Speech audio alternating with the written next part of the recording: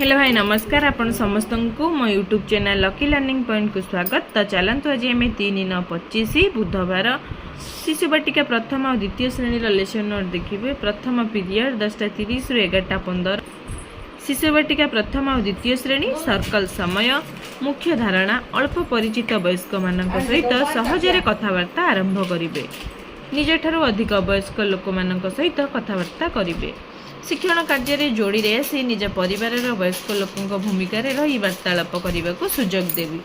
तो पिला माननकु एमिति करिकी वयस्क लोक मान सहित परिचित केमती आरंभ कथबार्ता आरंभ करिवार सुजोग देवी।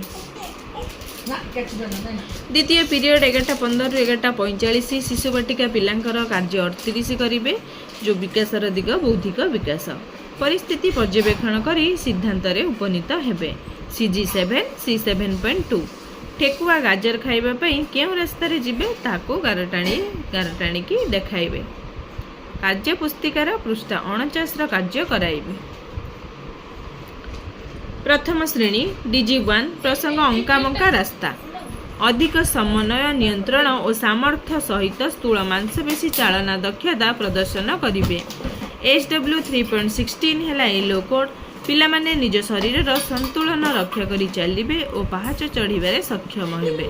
शिक्षण कार्य रे रस्सी को अंकई बंकई पकई जन जन करी क्रमान्वय रे चलिबाको कहिबी। रस्सी हैला TLM।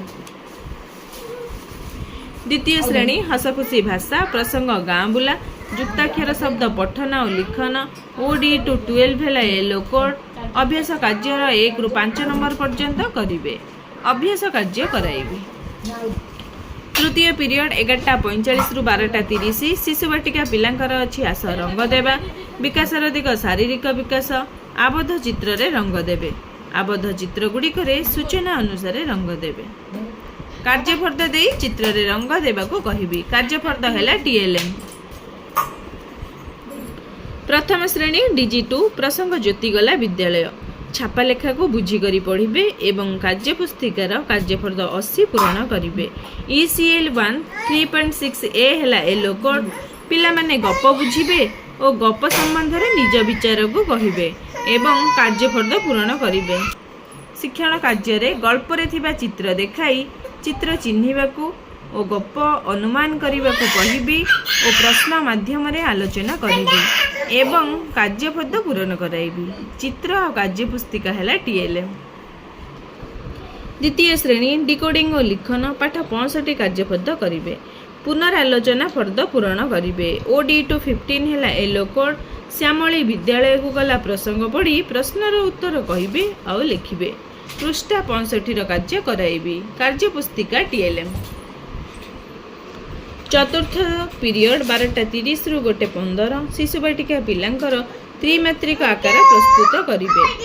विकासर दिग कला सौंदर्य सृजनात्मक विकास त्रिमात्रिक आकार प्रस्तुत करिवे। CG12 C12.1 विभिन्न प्रकार सामग्री और वस्तु को जोड़ी त्रिमात्रिक आकार प्रस्तुत करिवे। खोल डब्बा पेटी कागज व्यवहार करी त्रिमात्रिक आकार प्रस्तुत कराइबी। डब्बा खोल पाइप एगुड़ा सब है TLM। प्रथम श्रेणी DG3 प्रसंग आस आमे जोड़िबा दुईटी समूहर वस्तु को मिसाइबे और पुनः गणन करिवे एवं कार्य पुस्तिकार कार्यफर्द 81 पूर्ण करिवे। IL 3.14 हैला येलो कोड पिला माने मिश्रण आधारित गीत गाइबे दुईटी समूहर वस्तु गणी संख्या कहिबे एवं कार्यफर्द पूर्ण करिवे। शिक्षण कार्य रे मिश्रण गीत आवृत्ति कराइबी दल रे और जोड़ी रे मिश्रण कार्य कराइबी एवं कार्यफर्द पूरण कराइबी। पेंसिल काठी माली कार्य पुस्तिका हैला TLM। द्वितीय श्रेणी गणित खेल प्रसंग आस मिश्रण करिबा जोगफल निर्णय करिवे अभ्यास कार्य 24 नंबर करिवे। M204 हैला येलो कोड जोगफल निर्णय करी सरल प्रश्नर समाधान करिवे। अभ्यास प्रश्नर समाधान कराइबे। पंचम पीरियड 2 रु 2:45 शिशु बाटिका और प्रथम श्रेणी पे अच्छी हस्तखेलर रजदोली प्रसंग क न प अक्षर चिन्हट करिवे। ECL 1 3.8 हैला येलो कोड क न प अक्षर चिन्हट करिवे पढ़िबे और लिखिबे। ଅନୁଚ୍ଛେଦରୁ ଅକ୍ଷର ଚିହ୍ନଟ କାର୍ଯ୍ୟ କରାଇବି। ଅକ୍ଷର କାର୍ଡ ହେଲା TLM।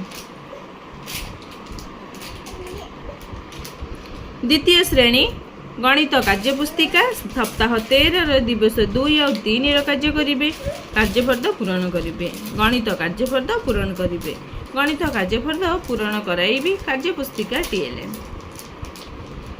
ଷଷ୍ଠ ପିରିୟଡ଼ 2:45ରୁ 3:30 ଶିଶୁ ବାଟିକା ଓ ପ୍ରଥମ ଶ୍ରେଣୀ। ମୁଁ ଯାହା କହିବି ତୁମେ କରିବ। ବିକାଶର ଦିଗ ଭାଷାଗତ ବିକାଶ। ସୂଚନା ଶୁଣି କାର୍ଯ୍ୟ କରିବେ। CG9 C9.4। ଶିକ୍ଷକଙ୍କଠୁ ଶୁଣି କାର୍ଯ୍ୟ କରିବେ। ଶିକ୍ଷଣ କାର୍ଯ୍ୟରେ ଗୋଟିଏ ହାତରେ ନାକ ଧର, ଟିକିଏ ନାଚି ଦିଅ 2 ହାତ ଟେକି, ଘିର୍ ଘିର୍ ବୁଲିଯାଅ, ଏହିସବୁ ସୂଚନା ପିଲାମାନଙ୍କୁ ଦେବି ଆଉ ପିଲାମାନଙ୍କୁ ସୂଚନା ଅନୁସାରେ କାର୍ଯ୍ୟ କରିବାକୁ କହିବି। ଦ୍ୱିତୀୟ ଶ୍ରେଣୀ ମୌଖିକ ଭାଷାର ବିକାଶ। ଧାରା ପ୍ରବାହ ପଠନ କରିବେ। ପଞ୍ଚମ ଦିବସର ପାଠକୁ ନିର୍ଭୁଲ ଭାବରେ ପଢ଼ିବେ, ଯେଉଁଟାକି ଭାଷା କାର୍ଯ୍ୟପୁସ୍ତିକାରେ ଅଛି। ପ୍ରଥମ, ତୃତୀୟ ଓ ପଞ୍ଚମ ଦିବସରେ ଧାରା ପ୍ରବାହ ପଠନ କରିବେ। ପୃଷ୍ଠା 65ରେ ଥିବା ପାଠକୁ ଧାରା ପ୍ରବାହ ପଠନ କରାଇବେ। କାର୍ଯ୍ୟପୁସ୍ତିକା TLM।